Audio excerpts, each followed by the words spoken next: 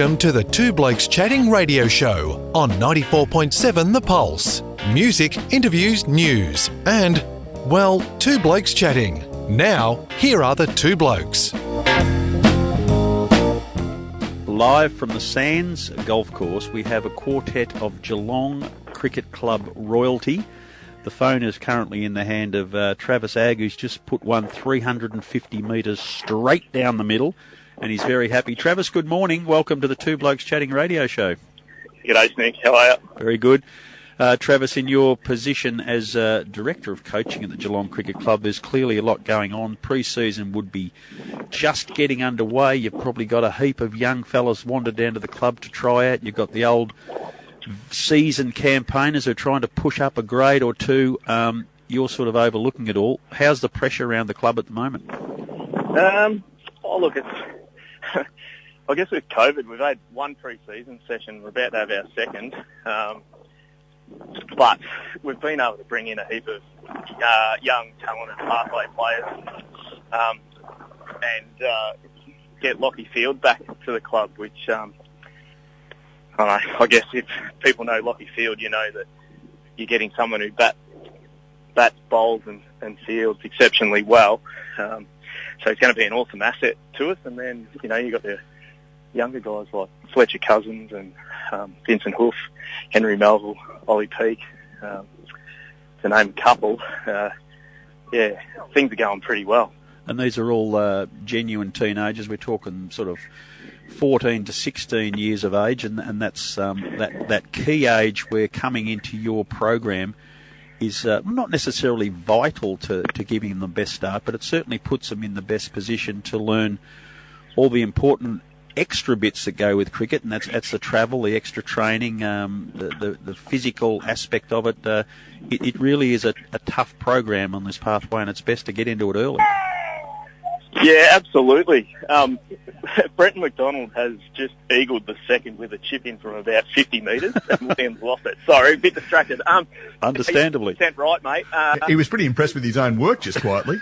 Well, that was Liam. He was just excited. So, no, look, I think you're right. Like the travel, the training, being around people that are in state squads like Tom O'Connell and Brody Couch and Tom Jackson, it's the ultimate environment to learn the ropes. And a lot of people say don't go, stay another year, play ones at local cricket, but you're actually putting yourself a year behind anyone that goes ahead of you with talent. So it kind of everything you just said about learning the ropes, high performance environment, training standards, etc. That's the difference. And the quality of training you get, like sometimes you might be facing Don McGlinchey, Brody Couch, or you're bowling to Tom Jackson, Hayden Butterworth, Gus Boyd. Like you're in an environment where you're just learning every single minute you're there. And Lockie Field coming back from the... It's Lockie Field coming back from the Wimmera Cricket Club, the Grampians Cricket Club down near Dunkeldon. One of his teammates, former Geelong cricketer Tom Polkinghorn, is having his 35th birthday today. So if you're listening, happy birthday to you, Tommy. And Lockie certainly disappointing when he left the club, I suppose. There'd be circumstances around it, but he looked like he was really about to blossom into a very high-quality first 11 player. Yeah, absolutely. He hurt his hand in a farming accident and went back home to work. And then with COVID, it was kind of like, well, I can still stay where I am, play cricket. There's no guarantee I've got work, that kind of thing. So it was kind of a perfect storm for him. Whereas now there's a really good opportunity to get back into Premier cricket and I guess show what he's actually capable of doing. So there's much joy on the golf course at the Sands. Yeah, look, it's good fun. So just for the listeners, the royalty, Liam Buchanan, who was made a double hundred in Premier cricket. He was with Melbourne, but a great player and captain at the Geelong Club and coach of the Geelong Club as well. Yourself, Travis, a long-time senior player. Bluey Muller, who was in the best 25-year side at the Geelong Cricket Club, and Brenton McDonald, who had an exceptional couple of seasons at the club. So we're talking about some some pretty good quality cricket on the field that all know what it's about, and a few of those are still guiding these young kids at Geelong. It must be good to have access to likes of yourself and Liam, Trent Walleries and Mark Carson, who have been legends of the club and still giving back to these kids. It's pretty handy. Oh, absolutely. And again, and that's sort of what I touched on earlier, is that in that environment, you've got people that have been there and done it, and you've got Liam working with our high-end batters. We've got Brenton getting involved every now and then with our leg spinners, and Luke, whilst he's senior assistant, he's still working really closely with our off spinners, and Sam Crofts, who's in the 17-19s program, working really closely with him to not only develop his spin bowling, but just his game sense and craft as well. So yeah, to have those five involved, plus some really good people on committee as well that have been involved at Premier Cricket level and seen success at the club and other clubs. It's just a really good environment to be at the moment. Travis, it's Neil here. When we just spoke to Ashley Mallett, just watch us drop names, and he's just written a book about Neil Harvey and his first interaction with Don Bradman. There you go, bang, bang, bang. There's three of them right there. A couple of common names. Yeah. Well, do you want me to put your name? Well, your name is in the same sentence. You can now say you have been uttered in the same sentence as Ashley Mallett, Neil Harvey, and Don Bradman. There you go. It was worth doing, wasn't it? Talking to someone, you can throw me in. When I was talking to Travis Ag, I talked about these guys. So. Yeah, I was talking to them after Ashley Mallett. It's plenty of opportunity there. But he was talking about Neil Harvey's first interaction with Don Bradman, and he wanted to ask a question of his captain and felt intimidated, with good reason, I suspect. I suspect that there's got to be some work done, not just with the kids that are coming in, but also those older players in how to coach, if you will, or how to interact with the younger guys so that they don't feel intimidated. Is there something structured being done around that? Yeah, there actually is, and that's something that we're really big on, is just making sure that new faces that come in, that it's not a standoff environment. I think in the past, Geelong Cricket Club's probably been perceived from the outside as once you're new, it's hard to break in, but a big focus of ours has been around when you come into the club, like it's now your club and you are part of our environment, and we're really excited to have you here. So, like an example of that is Fletcher Cousins, Vincent Hoof, Ollie and Henry all come on board. They get added into our WhatsApp group, and all of a sudden there's 30 guys. Welcome, great to have you, can't wait to meet you.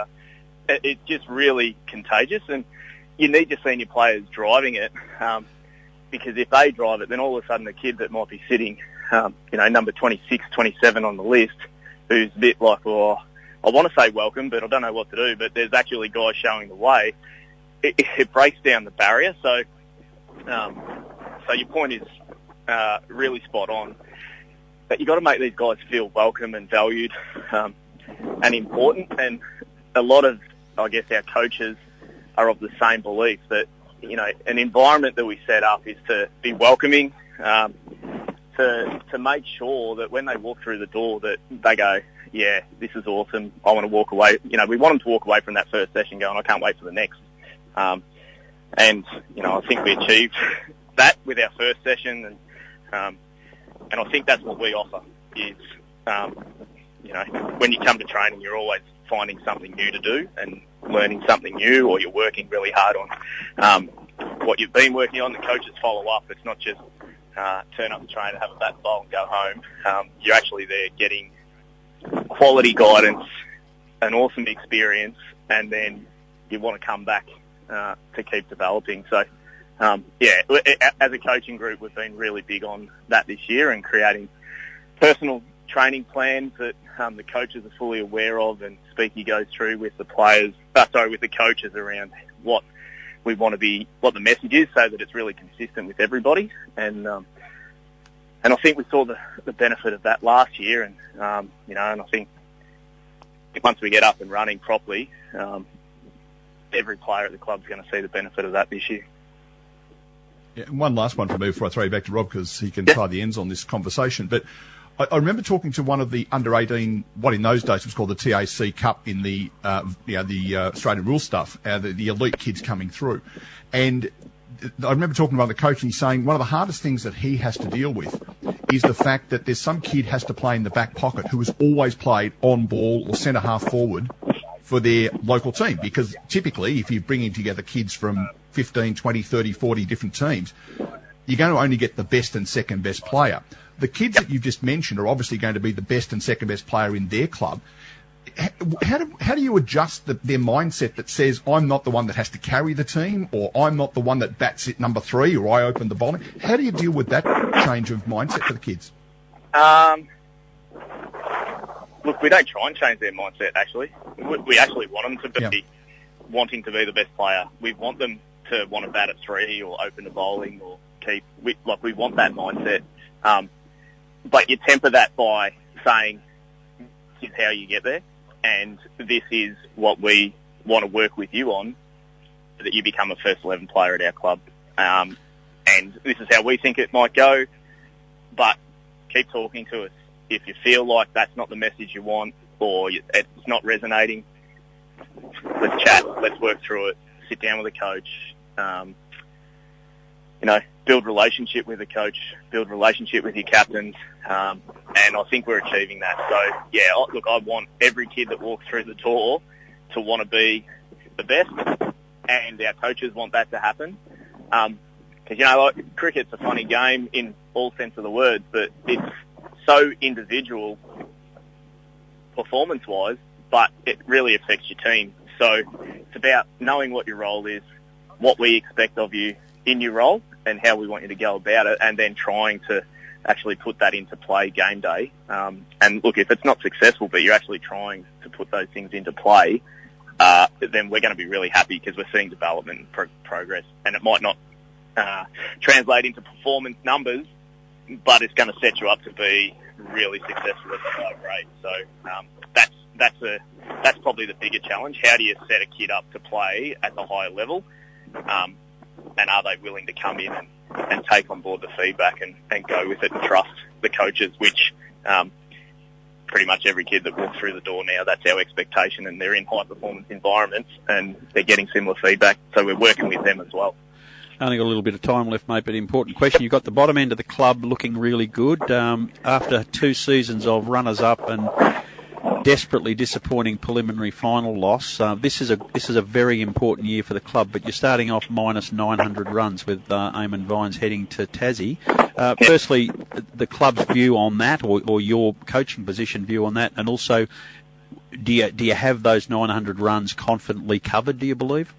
I guess your first question is, we're pumped for Vinesy as a club, as a coaching group, as a playing group. I couldn't be happier. That's why the Geelong Cricket Club exists.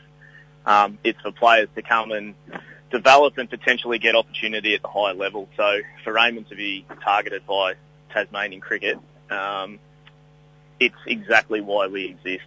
Ideally we'd love him to be a Victorian and so on, but ultimately we want every player that comes to the club to live their dream and have access to that. So from our perspective, it's a real success on field. It's pretty challenging. However, if he averaged 60 runs a game, I guess simplistically we need 6 players to make 10 more runs a game, and who that comes from is kind of irrelevant.